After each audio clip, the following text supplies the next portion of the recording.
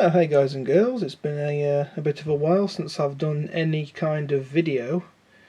Even ones on my car I've not done for a couple of weeks now because everything's pretty much ground to a halt. But yeah, today me and my brother, it's a pretty warm day and we had the aircon unit on, which is a little Amcor unit. I don't know the model number. What is the model number of it?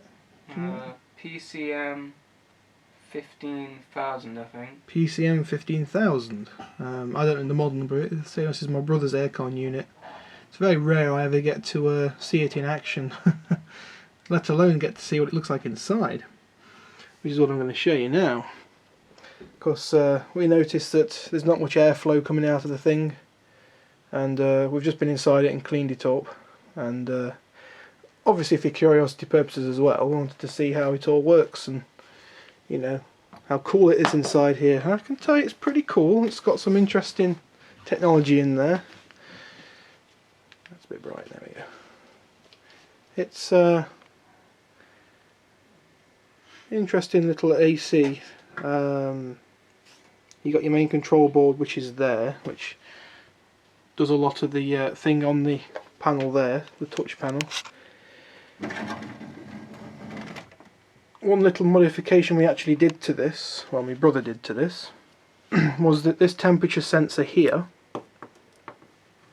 this one here, was actually touching the elements on the front here. Now that sensor there is the sensor that reads the incoming air temperature, so the incoming air temperature of the room. However, what it was doing was it was reading the air temperature, the temperature of the element. The evaporator. Yeah, which is really cold, obviously. So as soon as that got cold, it was kicking and turning the compressor off. So we moved it and put it somewhere else. Well, my brother did, sorry. And it ran fine ever since. It actually came from the factory like that, which is a bit of a design fault, really. But well, not really a design fault, but just a sensor not put in the right place. But probably in transit it probably come unhooked from the casing or something. So yeah, it got moved and it was fine ever since until now.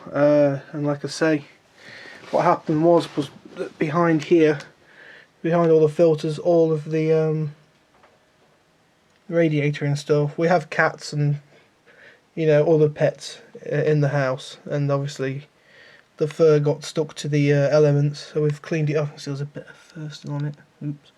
There is a filter there, but it's filter, but it's not a very good. Around a bit, the air gets around. Not a very good design. It's quite a coarse filter. Yeah, not a very good design, but it's got interesting technology. Like, for instance, there's not exactly a water tray on this thing. Well, there's a great massive tray down there full of water, but what it does, and this is the cool bit. Cool. Get the fun. What it does is there's a little pump here and a little float at a bit further back. Now when the float rises up, it engages this pump, and this pump then pumps the water up here through this pipe and into this tray. Now this tray drip feeds, or rain feeds, or whatever you want to call it, dribbles down in this element, not in these pipes obviously, but in gaps between this element, and goes down into this tray here, which then floods back into here, this bottom bit. Now what that does is, this is the element that gets hot, so to speak. The condenser. The condenser, yeah. Now the one at the top is the one that goes cold. The evaporator. Evaporator, yeah. See, I'm learning this. So what it helps do, what it helps to do is it helps to cool down the condenser. That's right, yeah? Yeah. Right. Helps to cool down the condenser. And of course it sucks air through it, through the fan, and then blows it out through the pipe, which goes out the window. You can see, going out the window just there. So it helps cool it down, so you get a better efficiency from your aircon unit with waste product, which is the water. And it also evaporates a little bit of the water at the same time. Yeah, evaporative cooling system. It's a really cool idea, that. I mean, going on my electronics, the way I look at electronics, I'm looking at how it's piped in from the compressor, which is this cool looking tower here. Wow, that pipe's pretty warm. This cool looking, and the compressor's quite toasty as well. We have had it just running. In fact, it's still plugged in.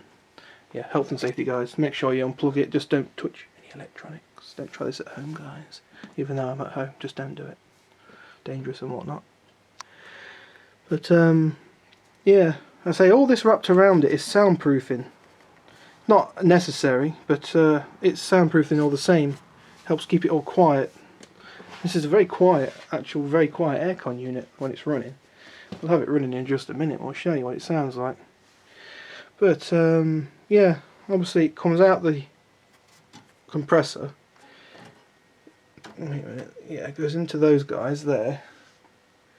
And I call it paralleling. Obviously, when you've got three coming off one, obviously it's it goes into the whatever this one's called again. Evaporator, yeah.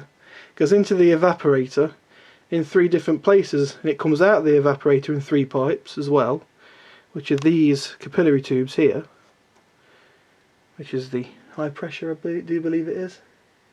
With it being the smaller pipes, the high pressure. It goes into this bit here, so the high pressure then gets turned into low pressure.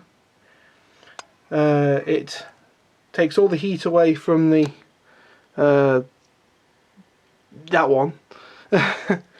So I'm learning this, guys, I'm learning this.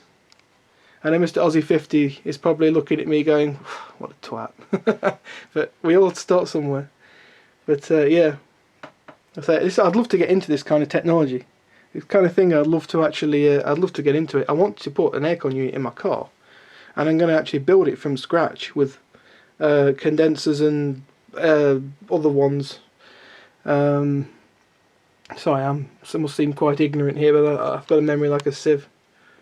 But yeah, and I'm thinking I could use like brake pipe or something, and then some rig a compressor into it. Maybe run a compressor off, use a fridge compressor or something. Don't know if that would work or not. Off a fridge freezer, or just a freezer or a fridge. Run it off an inverter, then run it off the battery. Maybe that might work. Or if I'm lucky enough, I may be able to find a caravan fridge. If, mind you, the caravan fridge works on a heating element, I think. Never know. I may be able to find one that what do you call it? That has got a compressor in it, a 12-volt compressor, and I could use that. But we'll see. That's for a different story, guys. That's just future planning for my car. Anyway, shall we fire this thing up? I think I've rambled on enough. Yep. So there's its little remote, which is quite big for a portable unit. Yeah, it is quite a big one. We'll just fire it up. Yeah. Good LED on it. And we'll watch. You can see it sucks the water out the bottom, and it's brought it up this pipe here. I don't know if you can see it. Yeah. If you can see, yeah, you can't really see it, but there is bubbles running away through the pipe, which is quite cool. If you look down here, you can see a bit of the yeah. Quite a fast little pump. It is a fast little pump. It's actually an aquarium pump, it says on the side. And if you look down the side here, it's got flowing water. Yeah, we've got right down the side. Yeah. There's a bit leaking through here. But it's storing the tree, so it's alright. Yeah. At the top we've got water coming through as well somewhere. You can see the elements are already getting cold. Actually, that is quite cold to touch, that is. That's quite nice. Cold air already coming out the top. It's definitely improved the airflow, cleaning it up. And this one at the bottom here. Yeah, that is quite hot actually. Wow, feel the heat of that. Yeah. That's actually really impressively warm. And all that heat gets pumped out That's through the it. window. All the heat goes through sucked through here, into the fan and through the pipe and out the window. And of course as well, because it gets hot, it evaporates the water that's in the tray. Obviously that's how it gets rid of the water, through the pipe. So so it just vents it off as say, literally steam. Really cool design, really good. And when the water level gets too low, the little float switch drops down and it just turns the pump off. Very clever. Quite ingenious actually. It's all good stuff. So look at that. Let's have a look at some of these components.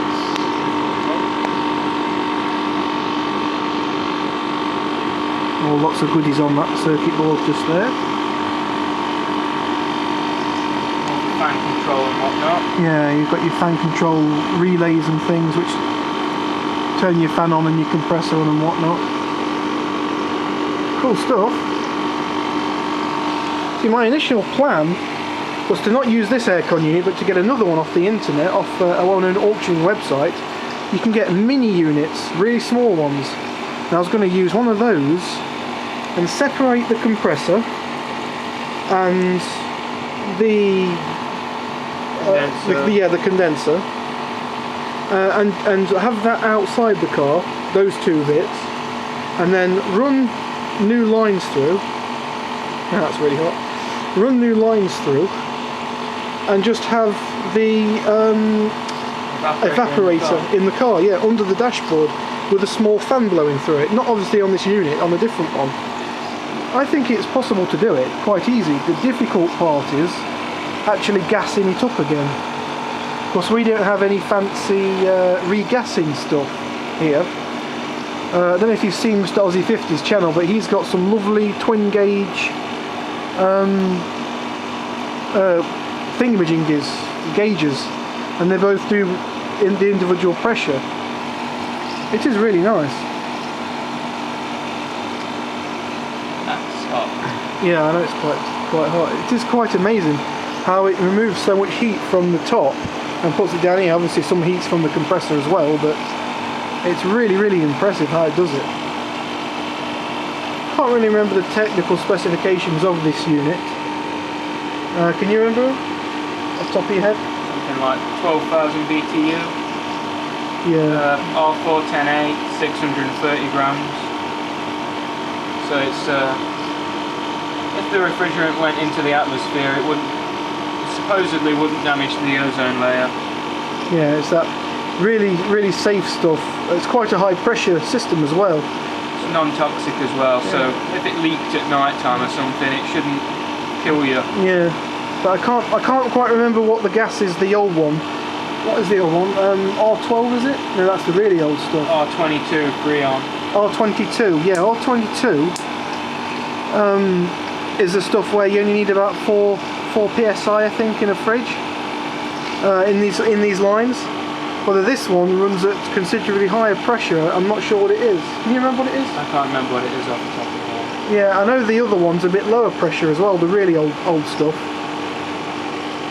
But obviously the new stuff is nowhere near as good, what this is using. Of course you've got to, this is my own assumption, you've got to use a lot more in there, hence the higher pressure, to make it cool down just as good. You can see the panel vibrating. A nice motor start capacitor. Yeah, there's a good capacitor in there, isn't there? It's not the biggest I've seen, but it's a nice one. You've got like a squirrel cage blower here. Yeah. And one on the top as well. Another one on top, yeah. Side. And the vent controller stepper motor. Yeah. Which can activate. Oh, I bet that was annoying, wasn't it? You get all wind noise come through the camera.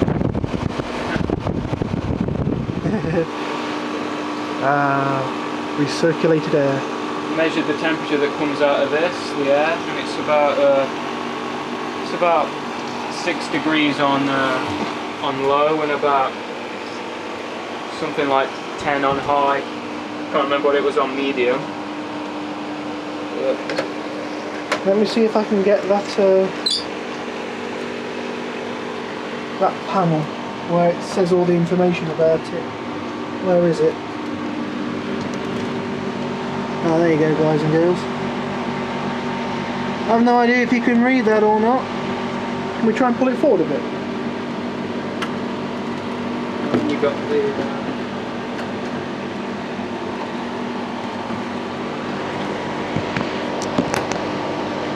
There you go. A bit of information about the unit. Unfortunately, the heater on this, it isn't a heat pump, so it doesn't blow cold air out the exhaust, it just has a separate heater. Yeah. And you've got a tap at the bottom there that you can fix a hose to and pump, well, just drain the water out. It doesn't pump it out, it drains out with gravity. Obviously it'd make the unit less efficient because it's not going to operate that pump. Yeah. And you've got the front panel which just tells you what it's doing. But I know the American version of this, it actually has a pump which pumps excess water that's in the tray at the bottom there through the hose, not through the evaporating thingamajiggy. It's got like a fish tank tubing going through the big hose, and then at the end it's got a spray nozzle. That'd be quite cool. And it's called Nano Mist. This unit doesn't have it. It's got this, which is probably better really. Yeah, it's probably I better bet it efficiency because it's cooling this down. And yeah, as you can see, you just got to get the case back on it again, and it'll be nice and happy. But yeah, 16 minutes worth of recording on. Yeah. I'm actually using my cheap Chinese battery for my camera today, and I can tell you, compared to the original battery, which is that one, JVC battery, it's really good. No offense JVC, but you do charge a lot of money for your batteries. When China can pump out the biggest battery for the price that they do, and you guys are asking, I don't know, what is it, 100 quid for the biggest battery, you know where people are going to go. It's very naughty of you to do that. But oh well, it's what you do. Anyway guys and girls, thank you for watching, and we're going to enjoy this very cool night. So peace out guys, from me and my brother. Catch you on the next video. Hopefully it's one of my car.